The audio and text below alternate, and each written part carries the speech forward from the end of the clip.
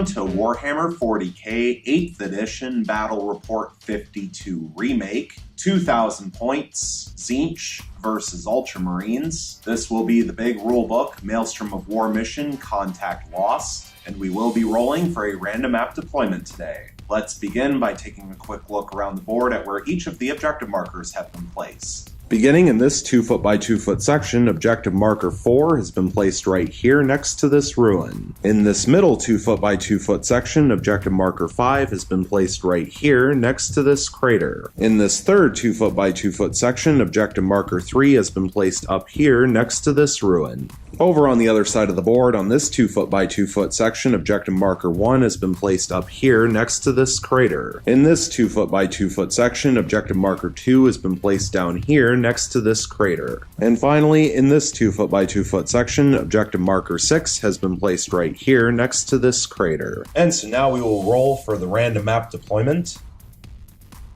Rolling a 2, which is Dawn of War. And so, on a roll of a 1, 2, or a 3, Tzeentch will begin to deploy along the top edge of the board, and the Ultramarines will deploy along the bottom. And on a 4, 5, or 6, it'll be the opposite, so Tzeentch deploying along the bottom, and the Ultramarines deploying along the top. And here's the roll. Rolling a 3, so Tzeentch will begin to deploy along the top, and the Ultramarines will deploy along the bottom. And now on a roll of a 1, 2, or 3, Tzeentch will begin to deploy first, and on a 4, 5, or 6, the Ultramarines will deploy first. Rolling a 6, so the Ultramarines will begin to deploy first. We will be back after the deployment. The deployment is now finished. The Ultramarines began to deploy first, and they also finished deploying first, which means that the Ultramarines will go first unless Tzeentch is able to successfully seize the initiative. Let's take a quick look around the board at where each army placed all of their units. Beginning with the Ultramarines deployment and going from right to left from Tzeentch's perspective, we have the first squad of 5 tactical marines sitting on objective marker 4, Land Raider number 1 with a squad of 3 centurions and a chaplain embarked inside, the second 5-man tactical marine squad, the third squad of 5 tactical marines sitting on objective marker 5, the warlord Rabout Guilliman, and finally Land Raider number 2 with the second squad of assault centurions and the second chaplain embarked inside.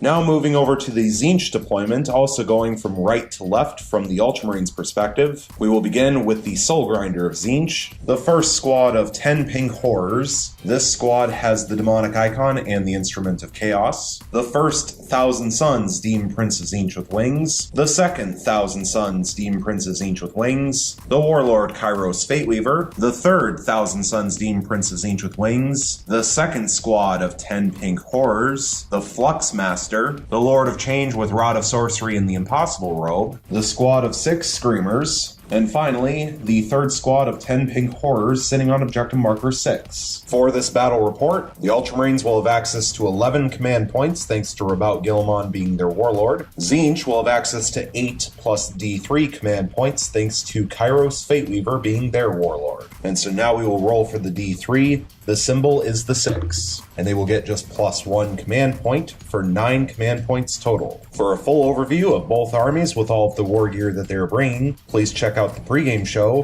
which was released at the beginning of the group. The link for the pregame show will be in the description down below. And so now we will roll to see if Tzeentch is able to successfully seize the initiative on a 6, and they do not. So let's go into Ultramarines, turn 1.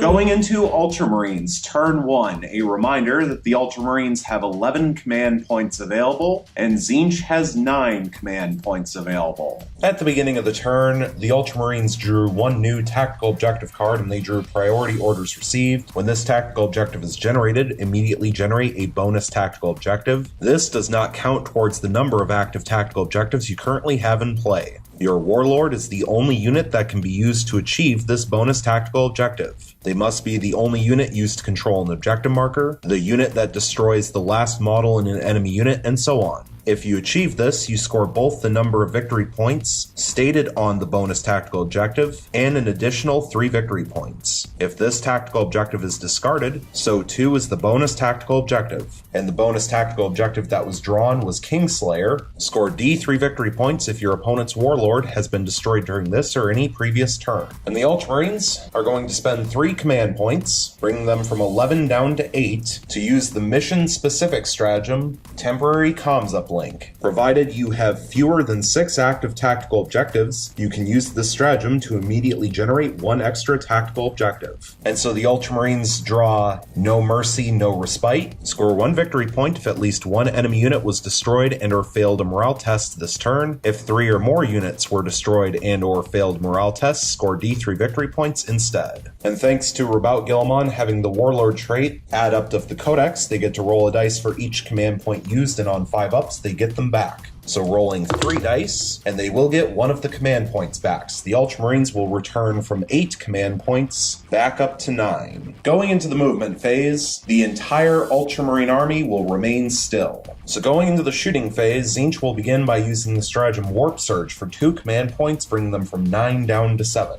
And of course, they will use the FAQ'd version of the stratagem. Use this stratagem at the start of any phase, select a unit of demons from your army. Till the end of the phase, you cannot reroll saving throws for this unit, but its invulnerable save is improved by 1 to a maximum of 4 up. And this will be used on Kairos Fateweaver the Warlord. So the Ultramarines will begin with this Land Raider, which will fire its twin heavy bolter into this squad of 10 pink horrors, and it will fire its 2 twin last cannons into this soul grinder.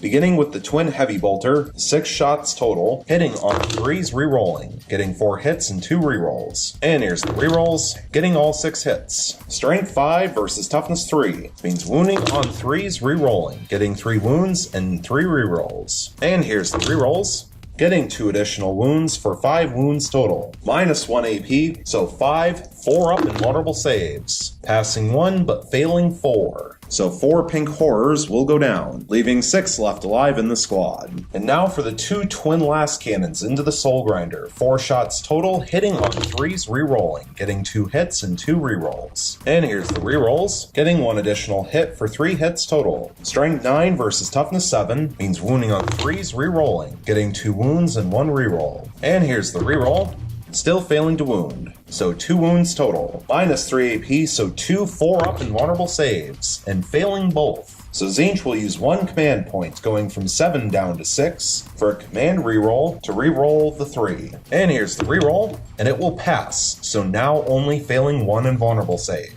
But it will do D6 damage, and it will do 4 damage. So this soul grinder will fall from 14 starting wounds down to 10. So now the second Land Raider will fire its twin heavy bolter into this squad of 6 pink horrors, and it will fire its 2 twin last cannons into the soul grinder of Tzeentch. Beginning with the twin heavy bolter, 6 shots total, hitting on 3s rerolling, getting 3 hits and 3 rerolls. And here's the rerolls, getting 2 additional hits for 5 hits total. Strength 5 versus toughness 3 means wounding on 3s rerolling, getting 3 wounds and 2 rerolls. And here's the rerolls, getting 2 additional wounds for 5 wounds total. Minus 1 AP, so 5 4-up invulnerable saves. Passing 2, but failing 3. So 3 more pink horrors will go down, leaving 3 left alive in the squad. And now for the 2 twin last cannons, 4 shots total, hitting on 3s rerolling, getting 3 hits and 1 reroll. And here's the reroll, still failing to hit, so 3 hits total. Strength 9 versus toughness 7 means wounding on 3s rerolling, getting 3 wounds. Minus 3 AP, so 3 4-up invulnerable saves. Passing 1 but failing 2. And they are D6 damage apiece, and that is 8 damage. However, the Ultramarines are going to use 1 command point, going from 9 down to 8, for a command reroll to reroll the 2. But first, do they get the command point back on a 5-up?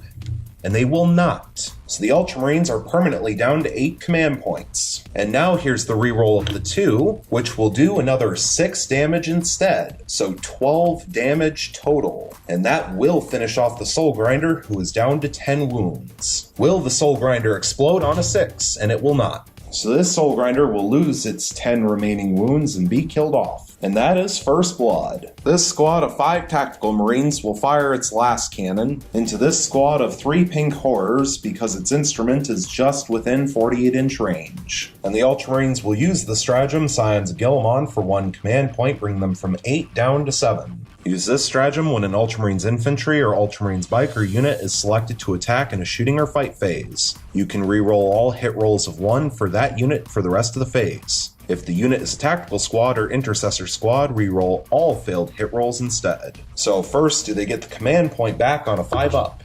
And they will not. So the Ultramarines are permanently down to 7 command points. So now the last cannon shot into the Pink Horrors, 1 shot hitting on a 3. Failing to hit, getting a reroll. And here's the reroll, and it will hit. Strength 9 versus Toughness 3 means wounding on a 2, and it wounds. Minus 3 AP, so 1 4-up invulnerable save, which passes. The tactical squad that is closer to Guilliman will fire its last cannon into this squad of Pink Horrors. 1 shot hitting on a 3 rerolling, getting a hit. Strength 9 versus Toughness 3 means wounding on a 2 rerolling, getting a wound. Minus 3 AP, so 1 4-up invulnerable save, which passes. Finally, the Tactical Marine squad further away from Guilliman will fire its last cannon into this squad of Pink Horrors. 1 shot hitting on a 3 rerolling, getting a hit. Strength 9 versus Toughness 3 means wounding on a 2 rerolling, getting a reroll. And here's the reroll, getting a wound. Minus 3 AP, so 1 4-up invulnerable save, which passes. Going into the assault phase, there are no charges to declare, which means going into the fight phase, there are no fights to resolve. And going into the morale phase, this squad of Pink Horrors lost 7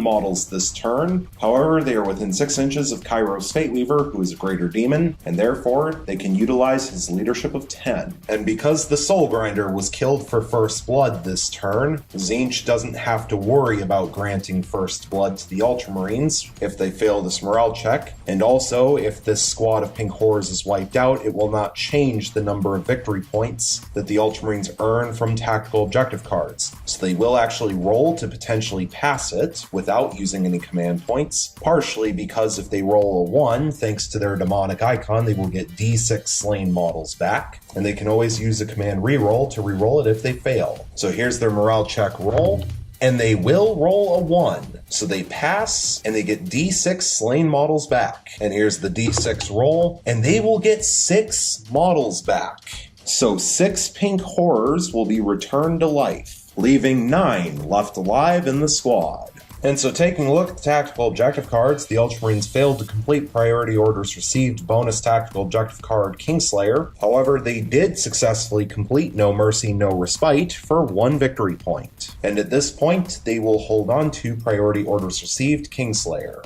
And so at the end of Ultramarines turn 1, the score currently sits at 2 victory points for the Ultramarines thanks to First Blood, and 0 victory points for Tzeentch. Going into Tzeentch turn 1, a reminder that Tzeentch has 6 command points available, and the Ultramarines have 7 command points available. At the beginning of the turn, Tzeentch drew 1 new tactical objective card, and they drew Master the Warp. Score 1 victory point if you manifested or denied a psychic power during this turn. If you manifested or denied 3 or more psychic powers, score D3 victory points instead. Going into the movement phase, this squad of 9 Pink Horrors will move up to 6 inches, and they will also declare an advance. And here's the advance roll, rolling 2 additional inches and getting to add 1 thanks to the Instrument of Chaos. So this squad of 9 Pink Horrors will move up to 9 inches. This squad of 10 Pink Horrors sitting on Objective Marker 2 will remain still. This squad of 10 Pink Horrors sitting on Objective Marker 6 will also remain still. This squad of 6 Screamers will move up to 16 inches. Kairos Fateweaver will move up to 12 inches, and he will also declare an advance. And here's the advance roll, rolling 3 additional inches. So Kairos Fateweaver will move up to 15 inches. This Lord of Change will move up to 12 inches and will also declare an advance. And here's the advance roll, rolling 3 additional inches. So the Lord of Change will move up to 15 inches. This Demon Prince of Tzeentch with Wings will move up to 12 inches. This Demon Prince of Tzeentch with Wings will move up to 12 inches and will also declare an advance. And here's the advance roll, rolling 3 additional inches. So this Demon Prince of Tzeentch with Wings will move up to 15 inches. Now the third Demon Prince of Tzeentch with wings will move up to 12 inches and will also declare an advance. And here's the advance roll, rolling 2 additional inches. So the Demon Prince of Tzeentch with wings will move up to 14 inches. Finally, the Flux Master will move up to 12 inches and will also declare an advance. And here's the advance roll, rolling 2 additional inches. So the Flux Master will move up to 14 inches. Going into the Psychic phase, Tzeentch will begin by using the stratagem Locus of Conjuration for 2 command points, bringing them from 6 down to 4. Use this stratagem at the start of your Psychic phase, select a Tzeentch demon character from your army. Until the end of the phase, you can reroll any failed Psychic tests made for friendly Tzeentch demon units within 6 inches of the model. And this stratagem will be placed onto Kairos Fateweaver, so it will affect himself, the Lord of Change, all 3 Demon Princes, and the Flux Master. So Tzeentch will begin with this Flux Master attempting to manifest Smite onto this closer squad of 5 Tactical Marines. And Smite has a warp charge value of 5, and it will pass with a 10 thanks to +1 from the Everstaff. So D3 mortal wounds, and it will cause 1 mortal wound. So 1 Tactical Marine will go down, leaving 4 left alive in the squad. Kairos Fateweaver will now attempt to manifest Gaze of Fate, and then he will attempt to manifest both Smite and Bolt of Change onto this squad of 4 Tactical Marines. Beginning with Gaze of Fate, which has a warp charge value of 6, and it will pass with a 6 thanks to +2 from the Psychic test bonus. So Tzeentch will be able to reroll 1 dice roll later this turn. Now for Smite, which now has a warp charge value of 6. And that will pass with a 6 as well, thanks to +2 from the Psychic test bonus. And it will do D3 mortal wounds, and it will cause 2 mortal wounds. So 2 more Marines will go down, leaving 2 left alive in the squad. Now for Bolt of Change, which has a warp charge value of 8, and that will pass with a 13, thanks to +2 from the Psychic test bonus. And it will do D3 mortal wounds, and it will cause 3 mortal wounds. So the final 2 Tactical Marines will be killed off, and that squad is wiped out. The Lord of Change will now attempt to manifest Boon of Change onto the Demon Prince of Tzeentch with wings right next to him, and then he will attempt to manifest Smite onto this squad of 5 Tactical Marines. Beginning with Boon of Change, which has warp charge value of 7. And it will pass with a 13, thanks to +2 from the Psychic test bonus. So rolling a D3 on the table, and it will roll a 1, which is extra limb +1 attack. And now for Smite, which has a warp charge value of 7. And that will fail with a 6 thanks to +2 from the Psychic test bonus, so it will be rerolled thanks to Locus of Conjuration. And here's the reroll. And now it will pass with an 11, thanks to +2 from the Psychic test bonus. And so it will cause D6 mortal wounds, and it will cause 2 mortal wounds. But Tzeentch thinks they can do better than that, so they will use a command point, going from 4 down to 3, for a command reroll to reroll the 2. And here's the reroll, and now they get a 6. So 6 mortal wounds. And so this squad of 5 Tactical Marines is completely wiped out. This Demon Prince of Tzeentch with wings in the middle will attempt to manifest Diabolic Strength onto this Demon Prince of Tzeentch with wings on the right, the one that had Boon of Change placed on it, and then he will attempt to manifest Smite onto this Land Raider, beginning with Diabolic Strength, which has a warp charge value of 6, and it will pass with a 7. And now for Smite, and the Demon Princes do not have to deal with Smite nerf, so once again, Smite has a warp charge value of 5, and it will pass with a 10, and it will cause D3 mortal wounds, and it will do 2 mortal wounds. And the Ultramarines will use the stratagem Armor of Contempt for 1 command point, bring them from 7 down to 6. Use this stratagem when an Adeptus Astartes vehicle suffers a mortal wound, roll a d6 for that mortal wound and each other mortal wound inflicted on this model for the rest of the phase. On a 5-up, that mortal wound is ignored and has no effect. So first, do they get the command point back on a 5-up? And they will not, so the Ultramarines are permanently down to 6 command points. But now rolling 2 dice, looking for 5-ups, and they will pass both, meaning both mortal wounds are ignored. This Demon Prince of Tzeentch with wings will simply attempt to manifest Smite onto this Land Raider, which has Armor of Contempt on it. And Smite has a warp charge value of 5. And it will pass with an 8. So it will do D3 mortal wounds, and it will cause 1 mortal wound. Thanks to Armor of Contempt, looking for 1 5-up, which will pass. Finally, this Demon Prince of Tzeentch with wings, the one that did not advance this turn, will attempt to manifest Warp Time onto itself. And to make sure that it goes off, Tzeentch will use the stratagem Kabbalistic Focus for 1 command point, bring them from 3 down to 2. Use this stratagem before attempting to manifest a psychic power with a Thousand Sun Psyker from your army that is within 6 inches of at least 2 other friendly Thousand Sun Psykers. You can add 2 to the psychic test. And Warp Time has a warp charge value of 6. And it will pass with the 9. So the Demon Prince of Tzeentch with Wings will move up to 12 inches as if it were the movement phase. And now the Demon Prince of Tzeentch with Wings will attempt to manifest Smite onto this Land Raider, which has Armor of Contempt on it. And Smite has a warp charge value of 5, and it passes with a 6. So it will do D3 mortal wounds, and it will cause 2 mortal wounds. Thanks to Armor of Contempt, looking for 2 5-ups, passing 1 and failing 1. So this Land Raider will suffer 1 mortal wound, and it will fall from 16 starting wounds down to 15. Going into the shooting phase, there are no units within range to fire. And so going into the assault phase, there are 2 charges to declare. First is this Demon Prince of Tzeentch with Wings declaring a charge into the Land Raider. The second is this squad of Screamers declaring a charge into this squad of Tactical Marines. And so we will begin with the Demon Prince. Starting with Overwatch, of course, 6 shots from the Twin Heavy Bolter, hitting on 6s, re-rolling, getting 1 hit and 5 rerolls. And here's the rerolls. Failing to get any more hits, so 1 hit total. Strength 5 versus Toughness 6 means wounding on a 5, re-rolling, and getting a wound. Minus 1 AP, so 1 4-up invulnerable save, which fails. So this Demon Prince will fall from 8 starting wounds down to 7. Now for the 2 twin last cannons, 4 shots total, hitting on 6s, re-rolling, getting 2 hits and 2 re-rolls. And here's the 2 re-rolls.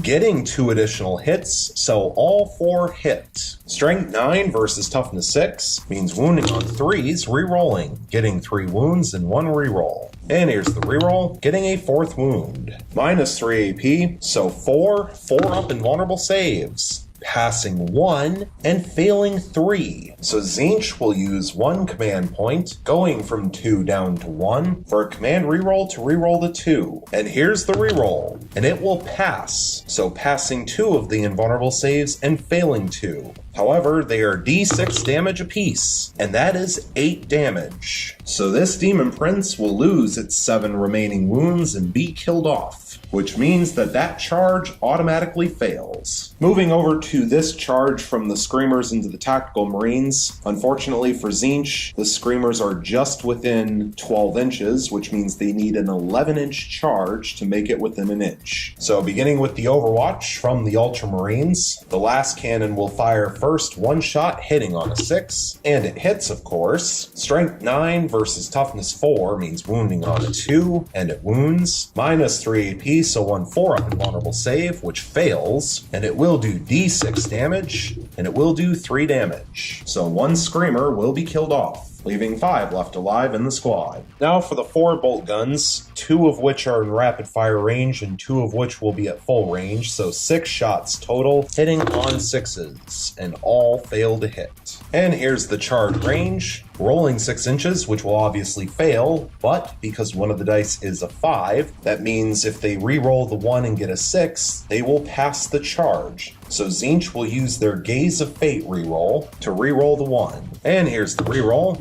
and they still fail by rolling a 2, which means that this charge will fail. And so going into the fight phase, there are no fights to resolve. Going into the morale phase, this squad of Screamers lost 1 model this turn, but they have a leadership of 7, so it is impossible for them to fail. And so now taking a look at the tactical objective cards, Tzeentch did successfully complete Master the Warp, and they manifested 3 or more psychic powers, so they will get D3 victory points. And here's the D3 roll, and they will get 3 victory points. And all of their active tactical objective cards are completed, so Tzeentch will not throw any away. And so at the end of Tzeentch turn 1, the score currently sits at 3 victory points for Tzeentch and 2 victory points for the Ultramarines. Going into Ultramarines, turn 2, a reminder that the Ultramarines have 6 command points available, and Tzeentch has 1 command point available. At the beginning of the turn, a reminder that the Ultramarines are holding on to priority orders received bonus tactical objective Kingslayer from the previous turn. And unfortunately for the Ultramarines, because both of those squads of tactical Marines were killed off in the Tzeentch turn, they are only controlling 1 objective marker, so the Ultramarines will draw 1 new tactical objective card, which is Defend Objective 6, score 2 victory points if you control objective marker 6 at the end of 2 consecutive turns. So the Ultramarines will use the mission-specific stratagem, Temporary Comms Uplink, once again for 3 command points, bring them from 6 down to 3. Provided you have fewer than 6 active tactical objective cards, you can use this stratagem to immediately generate 1 extra tactical objective card. And so they draw Secure Objective 5, score 1 victory point if you control objective marker 5 at the end of your turn. And thanks to Guilliman being the Warlord with the Warlord trait Adept of the Codex, they will roll 3 dice, looking for 5 ups. And they do roll 1 5-up, so the Ultramarines will gain 1 command point back, going back up from 3 command points to 4. And Objective Marker 6 is this one right here, currently being controlled by a squad of 10 Pink Horrors. And Objective Marker 5 is this one right here, currently not being controlled by anyone. And so going into the movement phase, the last cannon from this tactical Marine squad will remain still. The Sergeant and 3 regular Marines with bolt guns will move up to 6 inches. This Land Raider that is down to 15 wounds will have the Chaplain disembark out in front. This Chaplain will now move up to 6 inches. The fully healthy Land Raider will have its Chaplain disembark out in front. The Chaplain will now move up to 6 inches. The Land Raider that is down to 15 wounds will now move up to 10 inches. The fully healthy Land Raider will now move up to 10 inches. Finally, the Warlord Rabaut Guilliman will move up to 8 inches. Going into the shooting phase, the Ultramarines will begin with this 5-man tactical Marine squad, which will have its last cannon fire into Kairos Fateweaver, and then the 4 bolt guns will fire in rapid fire range into this squad of 5 Screamers. And the Ultramarines will use the stratagem Scions of Guilliman for 1 command point, bring them from 4 down to 3. Use this stratagem when an Ultramarines infantry or Ultramarines biker unit is selected to attack in a shooting or fight phase. You can reroll all hit rolls of 1 for that unit for the rest of the phase. If the unit is a tactical squad or intercessor squad, reroll all failed hit rolls instead. But first, thanks to Guilliman, do the Ultramarines get the command point back on a 5-up? And they will not. The Ultramarines are permanently down to 3 command points. So beginning with the last cannon into Kairos Fateweaver, 1 shot hitting on a 3, and it will fail to hit. So re-rolling thanks to the stratagem. And here's the re-roll, still failing to hit. Now 4 bolt guns in rapid fire range, 8 shots total, hitting on 3s, re-rolling. Getting 6 hits and 2 rerolls. And here's the 2 rerolls, getting all 8 hits. Strength 4 versus Toughness 4 means wounding on 4s, getting 4 wounds. No AP, so 4 up and vulnerable saves. Passing 1 but failing 3. So 1 full Screamer will be killed off, leaving 4 left alive in the squad, and a second Screamer will fall from 2 starting wounds down to 1 left. This Land Raider will fire its 2 twin last cannons into Kairos Fateweaver, and it will fire its twin heavy bolter into this squad of Screamers. Beginning with the twin heavy bolter, 6 shots total, hitting on 3s rerolling, getting 5 hits and 1 reroll. And here's the reroll. Still failing to hit, so 5 hits total. Strength 5 versus Toughness 4 means wounding on 3s rerolling, getting 3 wounds and 2 rerolls. And here's the rerolls. Getting 1 additional wound for 4 wounds total. Minus 1 AP, so 4 up and vulnerable saves. Passing 3 and failing 1. So the wounded Screamer will lose its last wound and be killed off, leaving 3 left alive in the squad. Now for the 2 twin last cannons, 4 shots total, hitting on 3s rerolling, getting 3 hits and 1 reroll. And here's the reroll. Getting a 4th hit. Strength 9 versus Toughness 7 means wounding on 3s rerolling, getting 3 wounds and 1 reroll. And here's the reroll. Still failing to wound, so 3 wounds total. Minus 3 AP, so 3 up and vulnerable saves. Passing 2 and failing 1. So Tzeentch will use their last command point, going from 1 down to 0, for a command reroll to reroll the 1. And here's the reroll. and it will pass. So all 3 invulnerable saves are passed. So now the fully healthy Land Raider will fire its twin heavy bolter into this squad of 3 screamers, and it will fire its 2 twin last cannons into the Warlord Kairos Fateweaver. Beginning with the twin heavy bolter, 6 shots total, hitting on 3s rerolling, getting all 6 hits. Strength 5 versus Toughness 4 means wounding on 3s rerolling, getting 5 wounds and 1 reroll. And here's the reroll, getting a 6th wound. Minus 1 AP, so 6 4-up invulnerable saves, passing 3 and failing 3. So 1 more Screamer will be killed off, leaving 2 left alive in the squad, and 1 more Screamer will be reduced from 2 starting wounds down to 1 left. Now for the 2 twin last cannons, 4 shots total, hitting on 3s rerolling,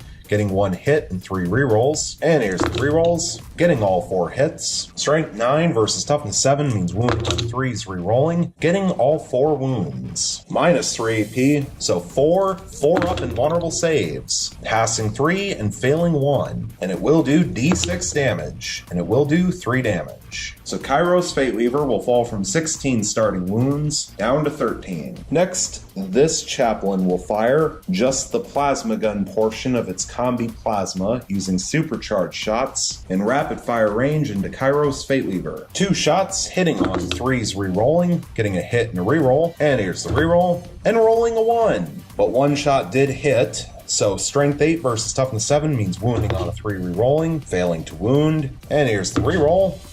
Now getting a wound, minus 3 AP, so 1 4-up invulnerable save, which passes. But because a hit roll of 1 was rolled, this chaplain is slain, so he is removed. So now this chaplain will fire a single shot with the plasma gun portion of his combi plasma using a standard shot at full range into this squad of screamers. 1 shot hitting on a 3, and it hits. Strength 7 versus Toughness 4 means wounding on a 3, getting a wound. Minus 3 AP, so 1 4-up invulnerable save, which fails. So the wounded screamer will lose its last wound and be killed off, leaving 1 left alive in the squad. Finally, Rabout Gilliman will fire his Hand of Dominion at full range into Kairos Fateweaver. 3 shots hitting on 2s rerolling, getting a hit and 2 rerolls. And here's the 2 rerolls, getting 2 additional hits for 3 hits total. Strength 6 versus Toughness 7 means wounding on 5s rerolling, getting a wound and 2 rerolls. And here's the rerolls, getting 1 additional wound for 2 wounds total. Minus 1 AP, so 2 4-up invulnerable saves, and passing both. Going into the assault phase, there are no charges to declare, which means going into the fight phase, there are no fights to resolve. However, going into the morale phase, this squad of screamers lost 4 models this turn, and it has a leadership of 7, so it can fail on a 4-up. And here's the morale check roll, and they roll a 6, so they will fail. And so the final screamer from this squad is wiped out, and that squad is finished off. So taking a look at the tactical objective cards, the Ultramarines failed to complete Priority Orders Received bonus tactical objective Kingslayer. They failed to complete Defend Objective 6. However, they did successfully complete Secure Objective 5 for 1 victory point. And at this point, they will throw Defend Objective 6 away. And so at the end of Ultramarines turn 2, the score currently sits at 3 victory points for the Ultramarines and 3 victory points for Tzeentch. Going into Tzeentch turn 2, a reminder that Tzeentch has 0 command points available, and the Ultramarines have 3 command points available. At the beginning of the turn, Tzeentch is currently controlling 3 objective markers, so they drew 3 new tactical objective cards, and they drew Scour the Skies, score 1 victory point if at least 1 enemy unit that can fly was destroyed during this turn. Overwhelming Firepower, score 1 victory point if an enemy unit was destroyed during the shooting phase of your turn. If 3 or more enemy units were destroyed during the shooting phase of your turn, score D3 victory points instead. And Defend Objective 1, score 2 victory points if you control Objective Marker 1 at the end of 2 consecutive turns. And Objective Marker 1 is this one right here, currently being controlled by a squad of 9 Pink Horrors. So going into the movement phase, this squad of 9 Pink Horrors sitting on Objective Marker 1 will remain still. This squad of 10 Pink Horrors sitting on Objective Marker 2 will also remain still. And this squad of 10 Pink Horrors sitting on Objective Marker 6 will also remain still. The Lord of Change with Rod of Sorcery and the Impossible Robe will move up to 12 inches. Kairos Fateweaver, who is down to 13 wounds, will move up to 12 inches. This Demon Prince of Tzeentch with Wings will move up to 12 inches. This Demon Prince of Tzeentch with wings will also move up to 12 inches. Finally, the Flux Master will move up to 12 inches.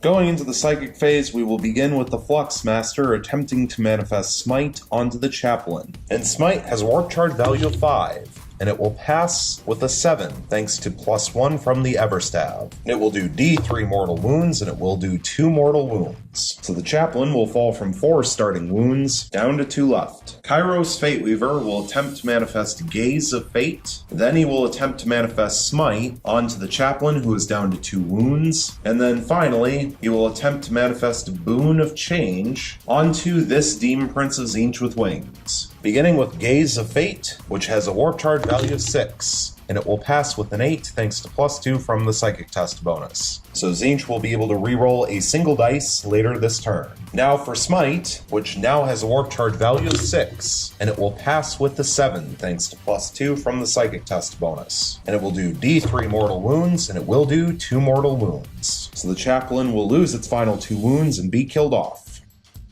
Finally, Boon of Change, which has a warp charge value of 7, and it will pass with an 11, thanks to +2 from the Psychic Test bonus. And here's the D3 on the table, rolling a 2, which is Mystic Strength +1 Strength. The Lord of Change will attempt to manifest both Smite and Bolt of Change onto this Land Raider, the fully healthy one. Beginning with Smite, which now has a warp charge value of 7.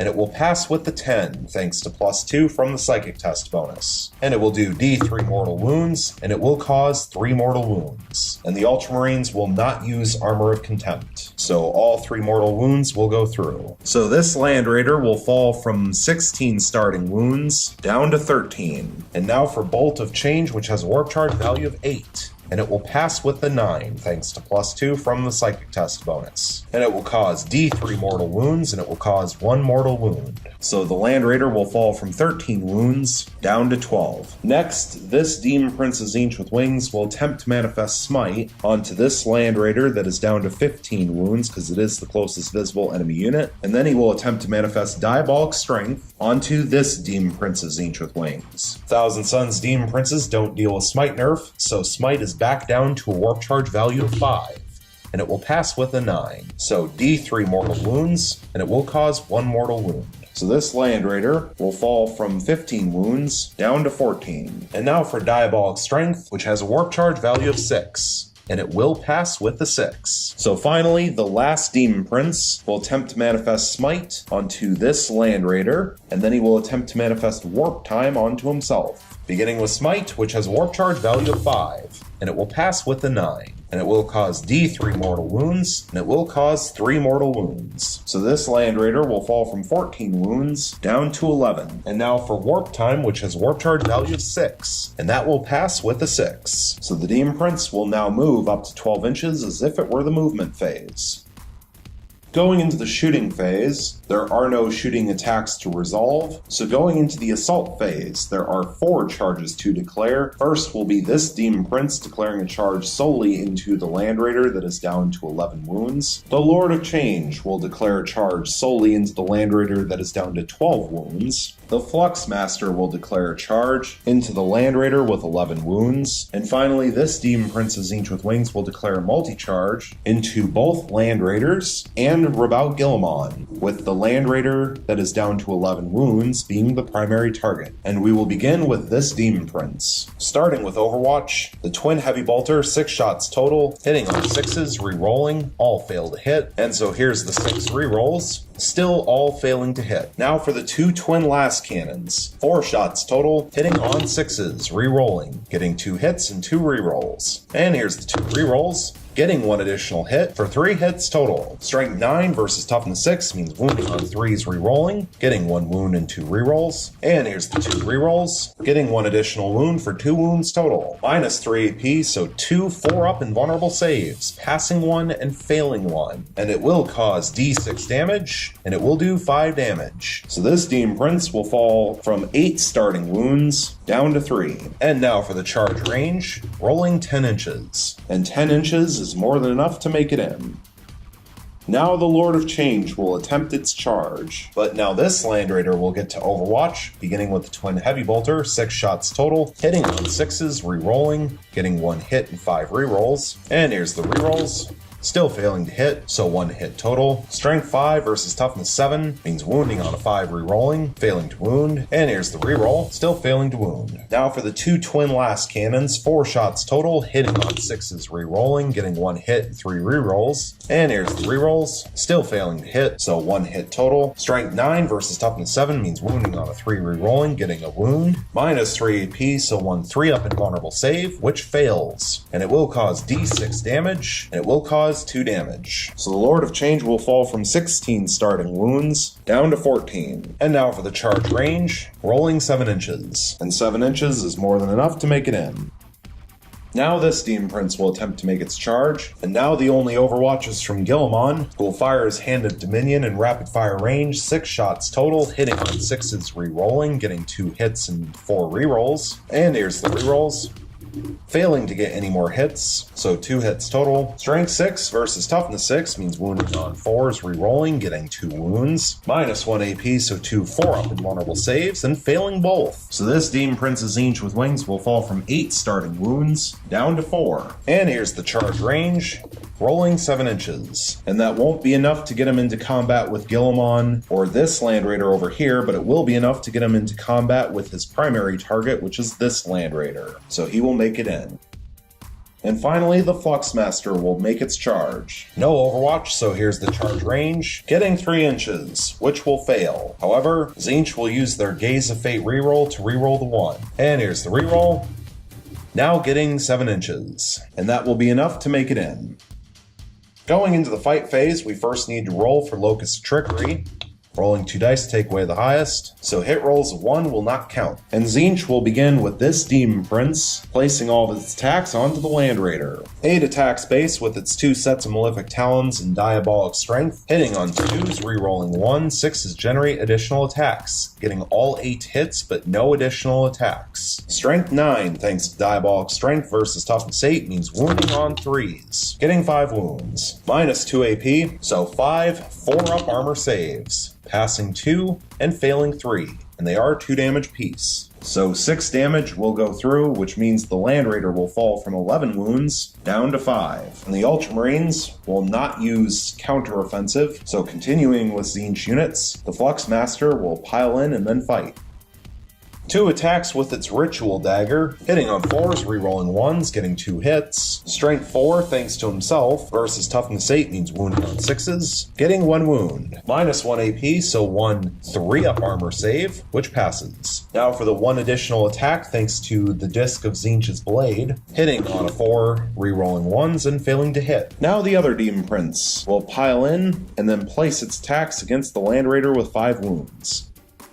7 attacks with the 2 sets of Malefic Talons, hitting on 2s, re-rolling 1, 6s generate additional attacks, getting 6 hits and 1 re-roll, no additional attacks. And here's the re-roll, getting his 7th hit. Strength 9, thanks to the Boon of Change, and the Fluxmaster versus Toughness 8, means wounding on 3s, getting 3 wounds. Minus 2 AP, so 3 4-up armor saves, passing 1 and failing 2, and they are 2 damage piece. So this Land Raider will fall from 5 wounds down to 1 left. Finally, from Tzeentch, the Lord of Change will place its attacks onto the Land Raider. 5 attacks base with the Staff of Tzeentch, hitting on 2s, re-rolling 1s, getting 5 hits. Strength 6 versus Toughness 8 means wounding on 5s, and getting 3 wounds. Minus 2 AP, so 3 4-up armor saves, passing 2 and failing 1, but they are 3 damage apiece. So this Land Raider will fall from 12 wounds down to 9. So now Ultramarine units will get to attack back, and this Land Raider, who's down to 1 wound, will place its attack onto this Demon Prince's Tzeentch with Wings, who's down to 3 wounds. 1 attack hitting on a 6, and it fails to hit, but getting a reroll thanks to Guilliman. And here's the reroll, and it hits. Strength 8 versus Toughness 6 means wounding on a 3 rerolling, getting a wound. No AP, so 1 3-up armor save, which passes. Finally, the Land Raider that is down to 9 wounds will place its attacks onto the Lord of Change. 6 attacks base, hitting on 6s rerolling, getting 2 hits and 4 rerolls. And here's the rerolls. getting 1 additional hit for 3 hits total. Strength 8 versus Toughness 7 means wounding on 3s re-rolling, getting all 3 wounds. No AP, so 3 up invulnerable saves, and passing all 3. Going into the morale phase, there are no morale checks to take.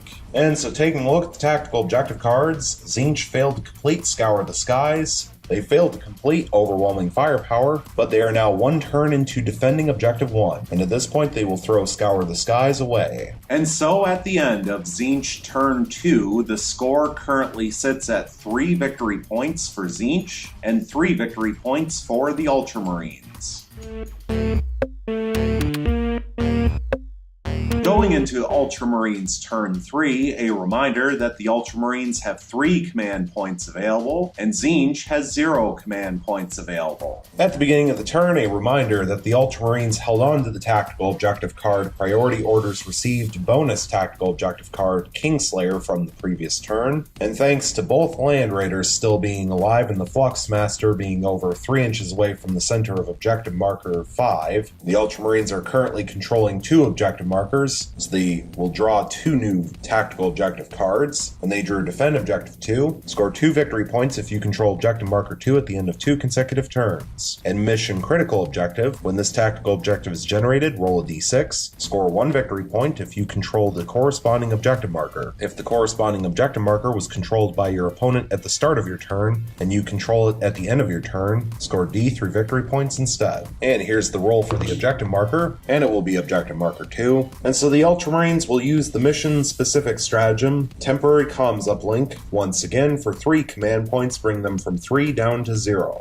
Provided you have fewer than 6 active tactical objectives, you can use this stratagem to immediately generate 1 extra tactical objective card. And so the Ultramarines draw Domination. Score d3 plus 3 victory points if you control every objective marker on the battlefield at the end of your turn. So thanks to Guilliman being the Warlord with the Warlord trait Adept of the Codex, the Ultramarines will roll 3 dice, and on 5 ups they will get command points back, and they will fail to get any of the 3 command points back. So the Ultramarines are now permanently down to 0 command points. And Objective Marker 2 is this one right here, currently being controlled by a squad of 10 Pink Horrors. So going into the movement phase, this squad of 5 Tactical Marines sitting on Objective Marker 4 will remain still.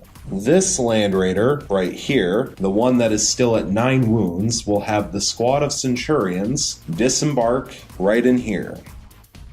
Now the Land Raider will fall back out of combat up to 10 inches. Rabaut Guilliman will now move up to 8 inches. This squad of 3 Centurions will move up to 4 inches. Now this Land Raider will have its squad of 3 Centurions currently embarked inside disembark out here.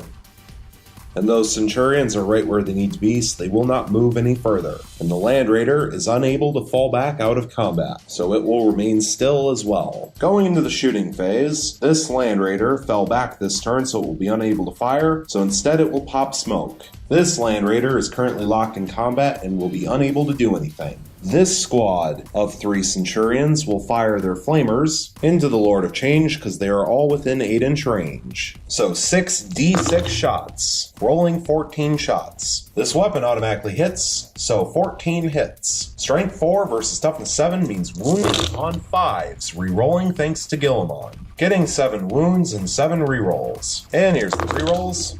Getting 2 additional wounds for 9 wounds total. No AP, so 9 3-up invulnerable saves, passing 8 and failing 1. So the Lord of Change will fall from 14 wounds down to 13. Now the other squad of 3 Centurions will fire their flamers into the Lord of Change. 6d6 shots, getting 22 shots. This weapon automatically hits, so 22 hits. Strength 4 versus Toughness 7 means wounding on 5s, re-rolling thanks to Guilliman. Getting an awful 5 wounds and 17 rerolls. And here's the rerolls. Getting 5 more wounds for 10 wounds total. No AP, so 10 3-up invulnerable saves, passing 6 and failing 4. So the Lord of Change will fall from 13 wounds down to 9 left. This squad of tactical marines will fire its 4 bolt guns at full range into the Lord of Change, and it will fire its last cannon into Kairos Fateweaver, beginning with 4 bolt guns, 4 shots total, hitting on 3s, getting all 4 hits. Strength 4 versus toughness 7 means wounding on 5s, and all fail to wound. 1 shot from the last cannon, hitting on a 3, and it hits. Strength 9 versus toughness 7 means wounding on a 3, and it wounds. Minus 3 AP, so 1 4-up invulnerable save, which fails. And it will do D6 damage, and it will do 5 damage. So Kairos Fateweaver will fall from 13 wounds down to 8. Finally, Rabaul Guilliman will fire his Hand of Dominion at full range into Kairos Fateweaver. 3 shots total, hitting on 2s re-rolling, getting a hit and 2 re-rolls. And here's the 2 re-rolls,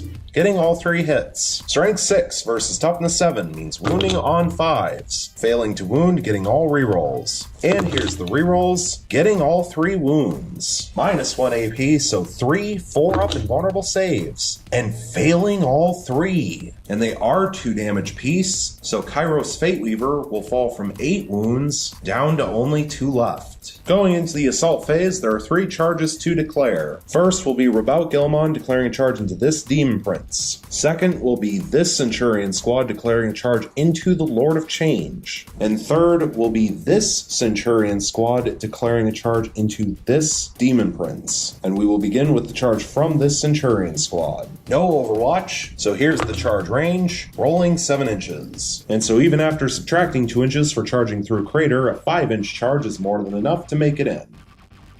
And 1 model made it within an inch on the charge, so 1 Centurion assault launcher roll, looking for a 4-up, and they will get it. So 1 mortal wound will go through. So this Demon Prince will fall from 3 wounds down to 2 left. And now Rabaul Guilliman will make his charge. And here's the charge range, rolling 4 inches. And after subtracting 2 inches for charging through a crater, a 2-inch charge is still more than enough to make it in. Finally, this squad of Centurions into the Lord of Change. And here's the charge range, rolling 8 inches. And so even after subtracting 2 inches for charging through a crater, a 6-inch charge is more than enough to make it in. And all 3 made it within an inch, which means they all get to roll for their Centurion assault launchers, looking for 4-ups, and getting all 3. So 3 mortal wounds will go through, and the Lord of Change will be reduced from 9 wounds down to 6. Going into the fight phase, we first need to roll for Locus of Trickery, rolling 2 dice taking away the highest, and hit rolls of 1 will not count. And so we will begin with this squad of 3 Centurions into the Demon Prince of Tzeentch with Wings, who's down to 2 wounds. All of the models are either within an inch of the Demon Prince or within an inch of a model who's within an inch of the Demon Prince, so they will all be able to fight. 7 attacks with their siege drills, hitting on 3s, re-rolling thanks to Guilliman, getting 6 hits and 1 re-roll. And here's the re-roll, still failing to hit, so 6 hits total. Strength 10 versus toughness 6 means wounding on 3s, re-rolling, getting 3 wounds and 3 re-rolls. And here's the re-rolls, getting 1 additional wound for 4 wounds total. Minus 4 AP, so 4 4-up invulnerable saves, passing 1, but failing 3, and they are 3 damage apiece. So this Demon Prince will lose its last 2 wounds and be killed off. And now the Centurions will consolidate up to 3 inches. Tzeentch is out of command points, so they cannot use counteroffensive, which means we will continue with Ultramarine units, and we will have the second squad of Centurions place their attacks onto the Lord of Change. 7 attacks total, with their siege drills, hitting on 3s re-rolling, getting 6 hits and 1 reroll. And here's the reroll, still failing to hit, so 6 hits total. Strength 10 versus toughness 7 means wounding on 3s re-rolling, getting 5 wounds and 1 reroll. And here's the reroll, getting a 6th wound. So 6 3-up invulnerable saves, passing 2 but failing 4 of them. And they are 3 damage apiece, so there is no point in using his once per game reroll, thanks to the impossible robe. So the Lord of Change will lose its last 6 wounds and be killed off. And now the Centurions will consolidate up to 3 inches.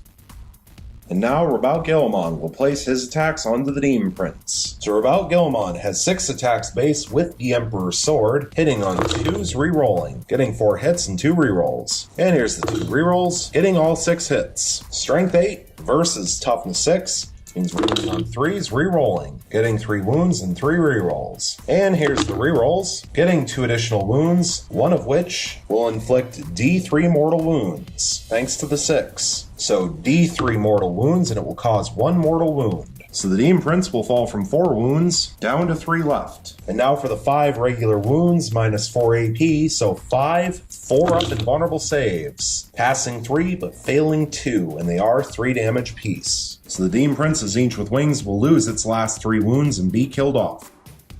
And so now Rabao Gilwan will consolidate up to 3 inches, and he is now locked in combat with the Fluxmaster. So now for units that did not charge, the Land Raider will place its attack onto the Fluxmaster. 1 attack hitting on a 6, failing to hit but getting a reroll. And here's the reroll. And it fails to hit. So now the Fluxmaster will place all of its attacks onto the Land Raider. 2 attacks with the Ritual Dagger, hitting on 4s, getting 2 hits. Strength 4 versus Toughness 8 means wounding on 6s, and failing to wound. 1 attack with its blades from the Disc of Tzeentch, hitting on a 4, and it hits. Strength 4 versus Toughness 8 means wounding on a 6, and it fails to wound. Going into the morale phase, there are no morale checks to take. And so taking a look at the tactical objective cards, the Ultramarines failed to complete Priority Orders Received bonus tactical objective card Kingslayer, they failed to complete Defend Objective 2, they failed to complete Mission Critical Objective 2, and they failed to complete Domination. And at this point, they will throw Mission Critical Objective 2 away. And so at the end of Ultramarines turn 3, the score currently sits at 3 victory points for the Ultramarines and 3 victory points for Tzeentch.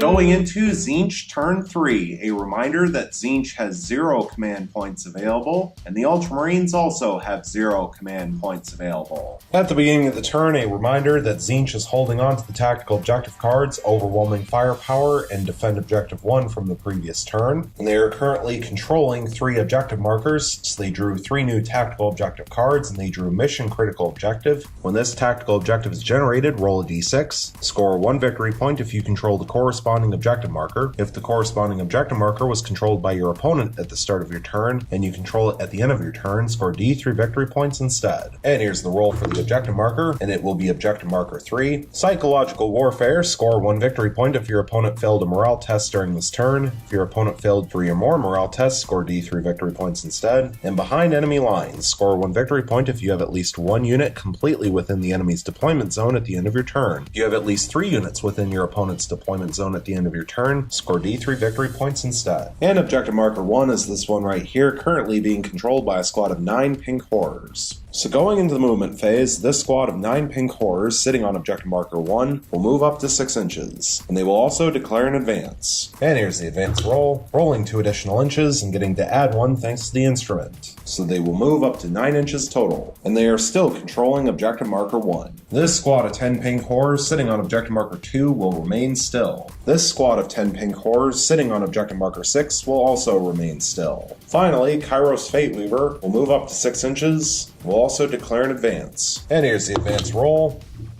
rolling 6 additional inches. So Kairos Fateweaver will move up to 12 inches. And finally, this Fluxmaster will fall back out of combat up to 12 inches.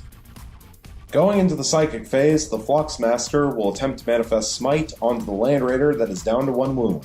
And Smite has Warp Charge value of 5, and it will pass with the 9 thanks to +1 from the Everstaff. And not that it matters, but it does D3 mortal wounds, and it will do 2 mortal wounds. So that will finish off the final wound on the Land Raider. Does it explode on a 6? And it will not. So this Land Raider will lose its last wound and be killed off.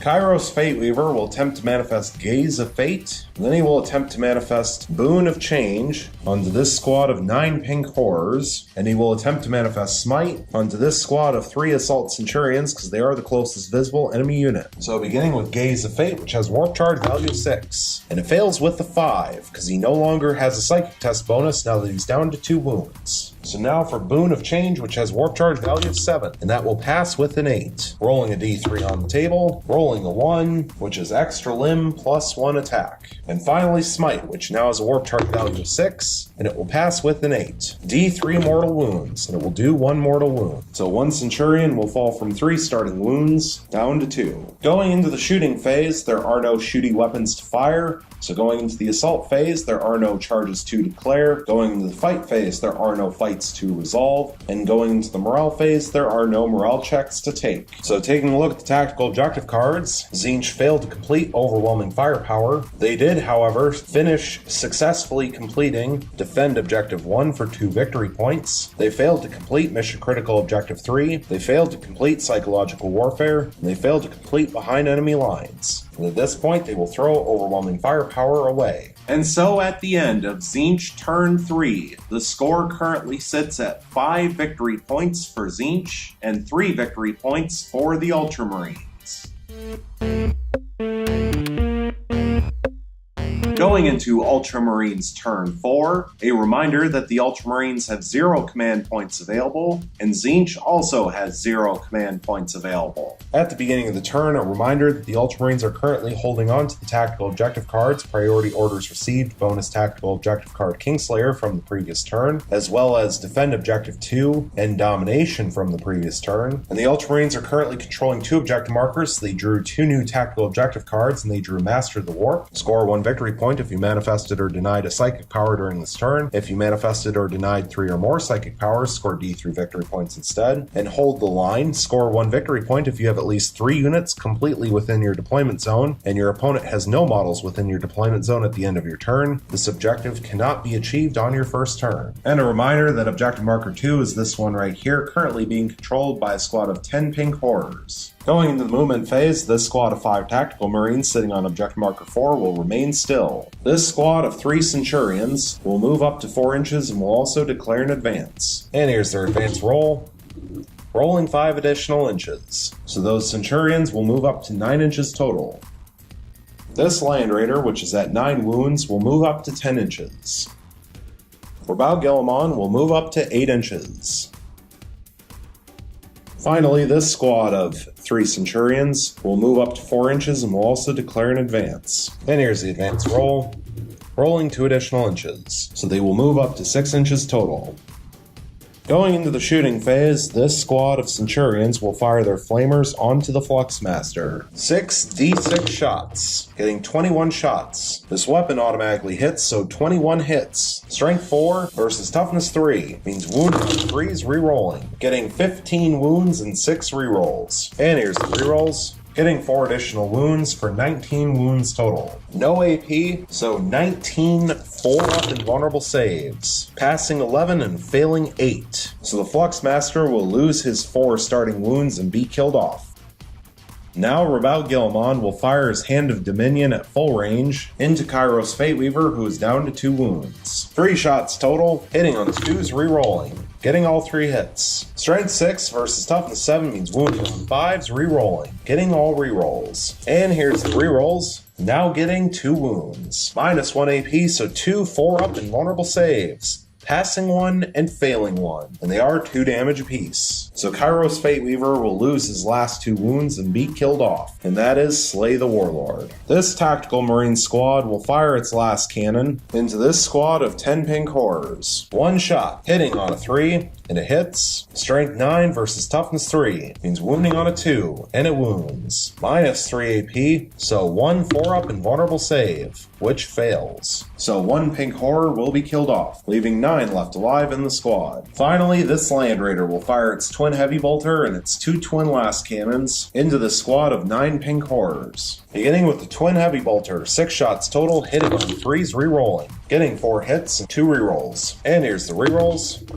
Getting 1 additional hit for 5 hits total. Strength 5 versus Toughness 3 means wounding on 3's rerolling, getting 3 wounds and 2 rerolls. And here's the rerolls. Getting all 5 wounds. Minus 1 AP, so 5 4-up invulnerable saves. Passing 4 and failing 1. So 1 more pink horror will go down, leaving 8 left alive in the squad. Now for the 2 twin last cannons, 4 shots total, hitting on 3's rerolling, getting all 4 hits. Strength 9 versus Toughness 3 means wounding on 2's rerolling, rolling, getting all 4 wounds. -3 apiece, so 4 4-up invulnerable saves. Casting 3 and failing 1. So 1 more pink horror will go down, leaving 7 left alive in the squad. Going into the assault phase, there are no charges to declare, so going into the fight phase, there are no fights to resolve. But going into the morale phase, this squad of pink horrors lost 3 models this turn, and they have leadership of 7, so they could fail on a 5. And here's their morale check roll. They roll a 4, so they pass and nothing happens. So taking a look at the tactical objective cards, the Ultramarines did successfully complete Kingslayer, so they will gain D3 plus 3 victory points. And here's the D3 roll. They will get 3 victory points. Off of the D3 for 6 victory points total. They failed to complete Defend Objective 2, they failed to complete Domination, they failed to complete Master the Warp, but they did successfully complete Hold the Line for 1 victory point. And at this point, they will throw Defend Objective 2 away. And so at the end of Ultramarines turn 4, the score currently sits at 11 victory points for the Ultramarines thanks to Slay the Warlord, and 5 victory points for Tzeentch.